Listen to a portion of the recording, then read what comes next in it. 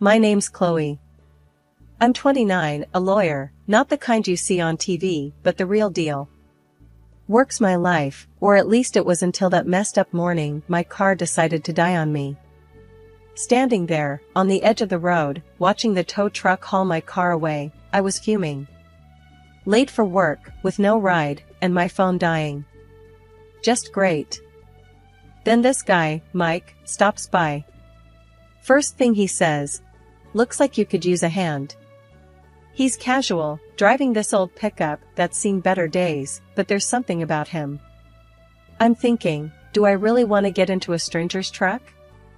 But then, what choice did I have?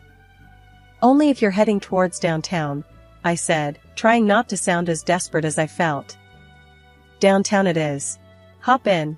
He shot back with a grin that could disarm you at 20 paces. His confidence was something else.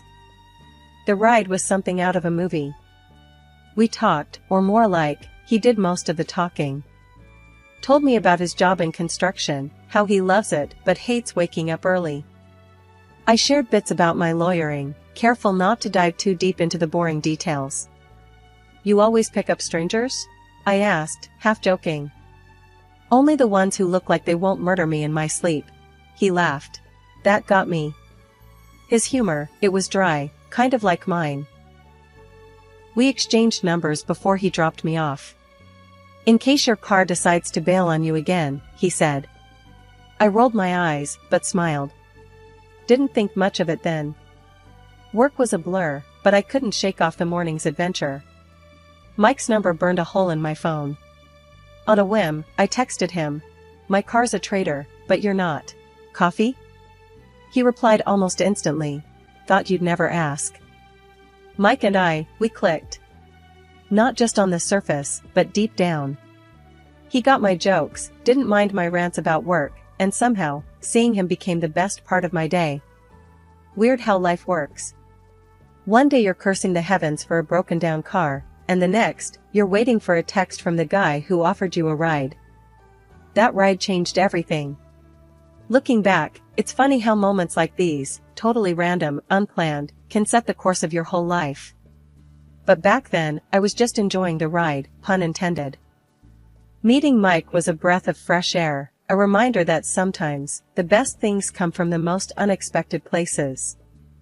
And as for my car, well, it got fixed, but I found myself hoping for more mornings like that one, stranded or not. And sure enough, he called later that week, asking me out. We met up at this No Frills Cafe, nothing fancy, just a cozy spot where we could talk. And talk we did. It was easy, like we'd known each other for ages. He made me laugh, listened to my rants, and somehow, time just flew by. After Mike and I got serious, he started talking about meeting his family. I was nervous, sure, but figured it was just another step in our thing. Mike had told me loads about his mom and sister, how they were this tight little clan since forever. I respected that. But nothing could have prepped me for the actual meet. We pulled up to their house, a cozy-looking place with a wild garden out front. Mike had this brace yourself look as we walked up. Remember, they're a bit intense, he warned, ringing the bell.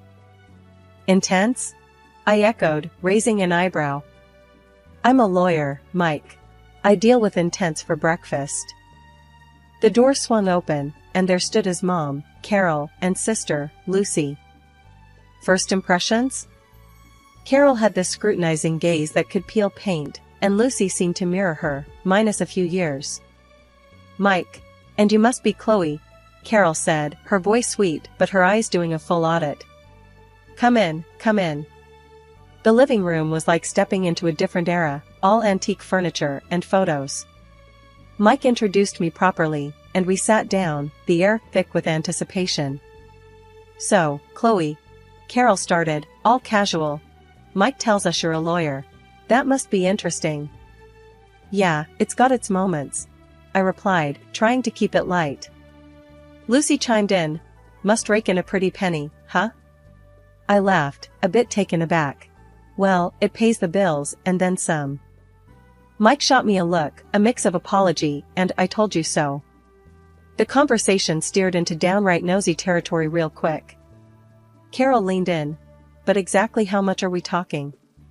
"You know, just out of curiosity." "Ah, trade secret," I quipped, hoping my smile hid my discomfort. Mike tried to change the subject, bless him, but the two were like bloodhounds on a scent. After dinner, which was an interrogation disguised as a meal, I heard them in the living room, speculating about my salary based on the brands I wore and the car I drove. Mike found me in the kitchen, refilling my glass. "Hey, they're just protective. Don't mind them." "Protective?" I muttered, swirling my drink. "Feels more like an inquisition." We tried to make the best of the rest of the evening, but it was clear there was a gap between us and them. As we left, Carol's too sweet goodbye and Lucy's smug wave felt like a challenge. On the drive back, Mike kept apologizing. "They can be a bit much. I'm sorry, Chloe." "It's fine," I said, though it wasn't, really. Just wasn't expecting the Spanish Inquisition. Mike laughed, that easy sound I'd fallen for. No one expects the Spanish Inquisition. It was our first real test, meeting his family. I thought back to my own, no-nonsense folks who valued privacy and respect. Mike's family was another world, one where boundaries seemed optional and every detail of your life was up for debate. But I liked Mike a lot. Enough to weather a bit of family drama. Still, as we headed home, I couldn't shake the feeling that this was just the beginning. Little did I know how right I was. Marrying Mike was like a whirlwind. Everything happened so fast, from the proposal to planning the wedding. I thought maybe, just maybe, tying the knot would smooth things over with his mom, Carol, and his sister, Lucy. Spoiler alert, I was wrong. Our wedding day was a blur of flowers, vows, and a small sea of faces. Despite the rush, I caught Carol and Lucy throwing looks that could curdle milk. I brushed it off, focusing on Mike and the new chapter we were starting. At the reception, Carol cornered me. "Chloe, dear, this is quite the event. You must have spent a fortune." I forced a smile. "It's a special day. We wanted it to be memorable." Lucy piped up from behind her mom. "Yeah, memorable and expensive. Hope Mike knows what he's signed up for." I bit back a sharper retort. "We're both happy. That's what matters." The tension didn't end with the wedding. If anything, it ramped up. Carol and Lucy started dropping by our place unannounced, each visit an exercise in patience. They critiqued everything from my cooking to how I decorated our apartment. One evening, they outdid themselves. Carol, gloved hand and all, dragged her finger across the top of our bookshelf and sked at the dust she found. "Really, Chloe, cleanliness is next to godliness," she said, smirking. Lucy was quick to join in. "Yeah, and I guess we're living among mortals here." I clenched my jaw, counting to 10 in my head. Well, I didn't realize we were hosting royalty. My mistake. Mike, ever the peacemaker, tried to laugh it off. "Come on, you three. Let's not start World War III over a little dust." But the visits grew more frequent and their comments more cutting. I started dreading the sound of the doorbell. Each time they left, I felt more like an intruder in my own home. I finally broke down and told Mike how I was feeling. "Your mom and sister, they're making my life hell. It's like they're marking their territory, and I'm the outsider." Mike looked torn. "I know it's tough, but they're family. They just need time to adjust. I'll talk to them, okay?" But talking seemed to translate to nodding along while they ranted about me not being good enough. Things reached a boiling point one day when they came over, criticizing the dinner I'd made. "This is interesting," Carol said, poking at her food. Lucy snorted. "Interesting is one word for it." Fed up, I snapped. "You know, not everyone can be a Michelin star chef. If you don't like it, maybe next time you can cook." That shut them up for all of 5 seconds. Mike's attempt to smooth things over didn't help much. "Chloe's right. Let's appreciate the effort, okay?" The effort felt futile, though. No matter what I did, it was never enough. They wanted me to change, to mold into whatever perfect daughter-in-law image they had in their heads. But that wasn't me. I'd hit my limit with Carol and Lucy's endless nagging and snide remarks. Their arrogance was something else, like they were the queens of some small kingdom and I was the unwelcome commoner. I'd told Mike about how they were grinding me down, hoping he'd step in. His response? "I'll talk to them," he said, his voice so wishy-washy it made me see red. It was clear as day he didn't want to rock the boat, preferring to stand on the sidelines of this mess. That was the last straw for me. I wasn't about to play the silent sufferer in my own home. If Mike wasn't going to stand up to them, I sure as hell would. The next time they decided to grace us with their presence, I had a plan. We were all sitting around the dinner table, the air already thick with tension. I saw my moment and took it. "Mike's got something he wants to say," I declared, throwing him a look that I hoped would light a fire under him. Mike went red, fumbling for words. Yeah. Mom, Lucy, you should really show Chloe some respect," he mumbled, barely meeting anyone's eyes. You could have heard a pin drop. Carol's face went from 0 to furious in a heartbeat. "Respect?" she spat, her anger not aimed at Mike, but squarely at me. "I will not let you cause a rift between my son and me." The room felt like it was spinning. Here we were, the whole sorry mess out in the open. Mike was squirming, looking anywhere but at us. Carol was in full battle mode, and Lucy? She just sat there, smirking like she was watching her favorite show. "I'm not trying to start anything," I shot back, my voice steady even if my insides were anything but. "I'm just saying, this is my home too. I deserve to be treated with some kind of decency." Carol snorted, a sound full of disdain. "Decency? This isn't about decency. It's about you trying to wedge yourself between me and my children." The accusation was ludicrous. All I'd ever wanted was to find some common ground, to be part of their family, not tear it apart. But standing there, facing Carol's wrath and Mike's silence, I felt a cold realization settle in. Maybe this was a battle I couldn't win. As the evening spiraled into a blur of heated words and cold silences, I wondered how we'd ever recover. Mike's half-hearted attempt at support had only thrown gasoline on the fire, and now I was the villain in Carol's story, the woman who dared to stand up for herself. The confrontation had been meant to clear the air, to finally draw some boundaries. Instead, it felt like I'd only succeeded in drawing battle lines, with me on one side and the family I'd hoped to join on the other. And Mike? He was still somewhere in the middle, unwilling or unable to choose a side. After that fight, my life turned upside down. Carol, my mother-in-law, made it her mission to make my existence a living hell.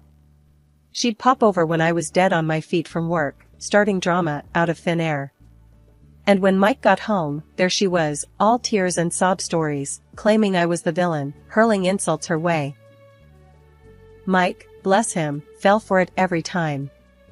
We'd end up in arguments, him siding with Carol, leaving me feeling like I was taking crazy pills. It was like I was the outsider in my own marriage, speaking a language no one else understood. But it didn't stop there. A friend of mine let slip that Lucy was out there, telling anyone who'd listen that I was dirty in my work, hinting I was pocketing client money without paying taxes.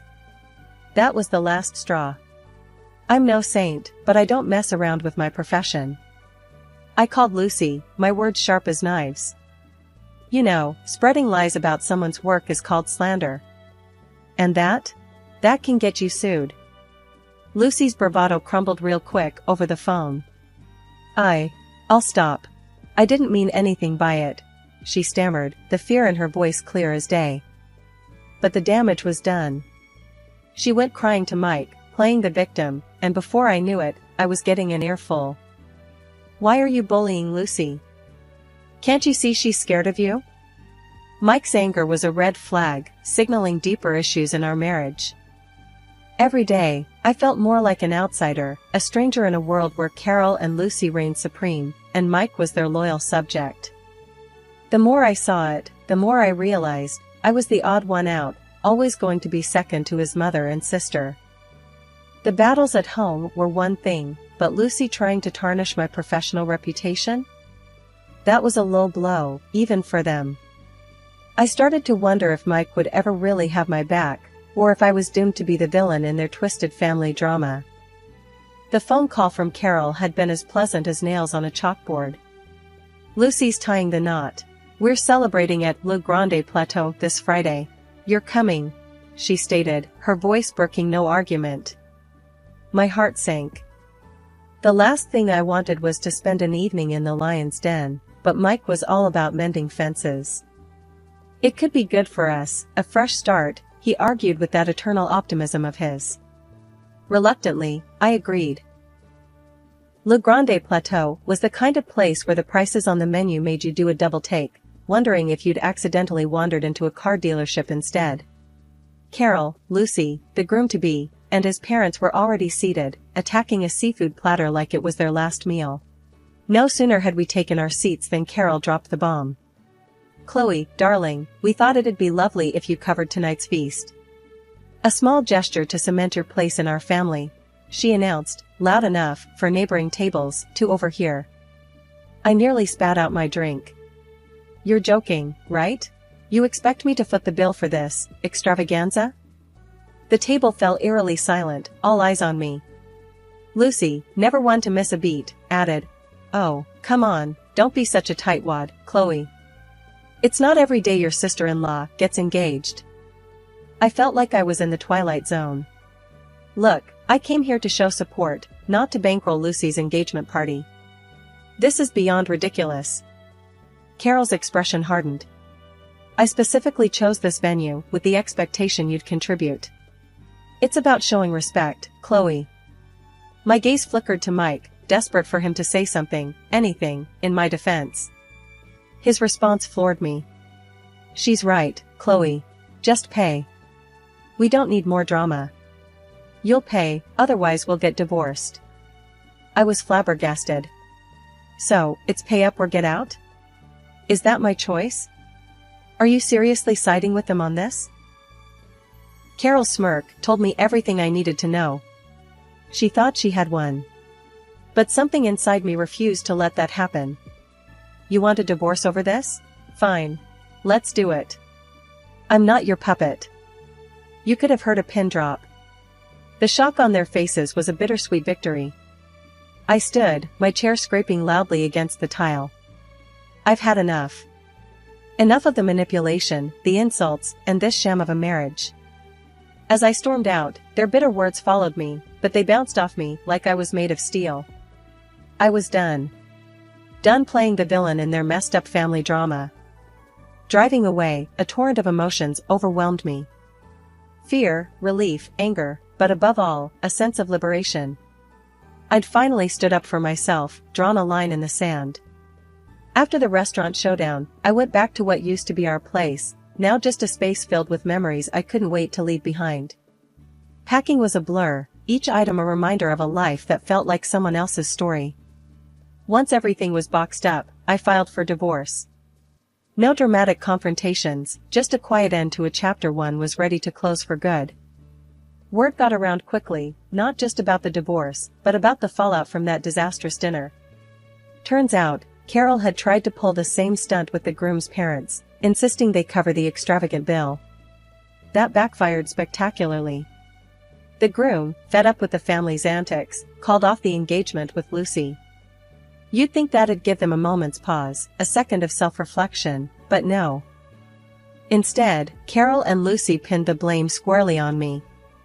According to the rumor mill, I was the villain of the piece, a greedy, heartless woman who'd torn their family apart. It would have been laughable if it wasn't so pathetic. The aftermath of that explosive dinner wasn't pretty. Word got around fast, too fast. My phone was buzzing non-stop, texts and calls pouring in from friends and, unfortunately, acquaintances who'd heard some version of the night's events. The rumors were wild, painting me as everything from a heartless villain to a downtrodden victim. I ignored most of them, but it was one call that I couldn't just swipe away, my mom. "Chloe, honey, What's this mess I'm hearing about you and Mike? And something about a restaurant blow up? Her voice was a mix of concern and confusion. I sighed, rubbing the bridge of my nose. It's a long story, Mom. The short version? I stood up for myself, and things didn't go well. There was a pause on the other end, and then, well, I always said that woman was trouble. You're better off without them, you know. Hearing my mom say it out loud, it hit different. It was one thing to walk away, but another to hear that maybe, just maybe, I did the right thing. Yeah, I know. Just didn't expect everything to implode like this. A few weeks after I'd moved out, I ran into one of our mutual friends, Jenna, at the coffee shop. She wasted no time diving into the latest gossip. Chloe, I heard about the split, and everything else. Carol's been saying some wild stuff, you know? I took a sip of my coffee, already knowing where this was headed. Let me guess, it's all my fault? I'm the wicked witch who ruined their lives. Jenna looked uncomfortable, but nodded. Yeah, something like that. Lucy's engagement is off, and they're saying you're to blame for the dinner fiasco, too. I couldn't help but laugh, they sound bitter. Of course, they are. Because it's easier to blame me than admit they're a pair of entitled, manipulative. Hey, I know it's tough. Jenna cut in. But you're better off without that drama. Despite the rumors, the whispers, and the blame game, there was a sense of relief that came with being free of it all. Free of Carol's constant meddling, Lucy's passive-aggressive jabs, and the never-ending cycle of drama that came with being part of their family. As I navigated my new life, word got back to me about Mike and his current living situation. Turns out, after our divorce, he moved right back in with Carol and Lucy. The three of them, all under one roof again. The thought brought a mix of emotions, but mostly, I felt a strange sense of relief. It was confirmation that walking away was the right choice, not just for me, but for my peace of mind. I heard through the grapevine, snippets of conversations at local cafes, and the occasional overheard chat at the grocery store, that their antics hadn't stopped with me. If anything, they ramped up. Stories of Carol's latest schemes and Lucy's outlandish demands were making the rounds, painting a picture of a family consumed by their own greed and arrogance. Their reputation in town took hit after hit, each rumor another nail in the coffin of their social standing. The weeks turned into months, and slowly, the drama that had once consumed my life started to feel like a distant memory. I was settling into my new normal, finding peace in the quiet moments and solace in my work. One crisp autumn evening, as I was leaving the office, my phone buzzed. It was a text from Alex, a colleague I'd become close friends with over the last few months. Drinks tonight? You need a break, and I've got some big news. Curious and in dire need of a distraction, I agreed. We met at a cozy little bar downtown, a world away from the high-stakes drama that used to define my evenings. So, spill it. What's this big news? I asked, sipping on my drink, the warmth of the whiskey a welcome reprieve from the chill outside. Alex's eyes sparkled with excitement. I'm starting my own firm, and I want you on board. You're one of the best lawyers I know, Chloe. What do you say? The offer took me by surprise. It was the kind of opportunity I'd dreamed of, but in the whirlwind of my personal life, I'd forgotten how much I longed for a fresh professional start too. Wow, Alex. That's incredible. I'm honored, really. Let me think it over. The next morning, I woke up feeling more determined than ever. I called Alex, my decision made. Let's do it. I'm in. The weeks that followed were a whirlwind of planning and preparation. We found an office space, started building our client list, and every day felt like a step towards something exciting, something mine. And then, amidst the chaos of starting the new firm, I bumped into Mike. It was the first time we'd seen each other since the divorce was finalized. The encounter was awkward, charged with the ghosts of our shared past. Chloe, hey, you're looking good, he said, the words feeling like a peace offering of sorts. Thanks, Mike. You too. How's everything? We're getting by. Mom and Lucy, they're still them, you know? I nodded, no longer feeling the sting of their names. I'm sure they are. Listen, Mike, I wish you all the best, really. As I walked away, I realized that this was what moving on felt like. It wasn't forgetting the past but learning from it, not dwelling on the hurt but focusing on the growth that came from it. I was moving forward, one step at a time, into a future that was all mine to shape.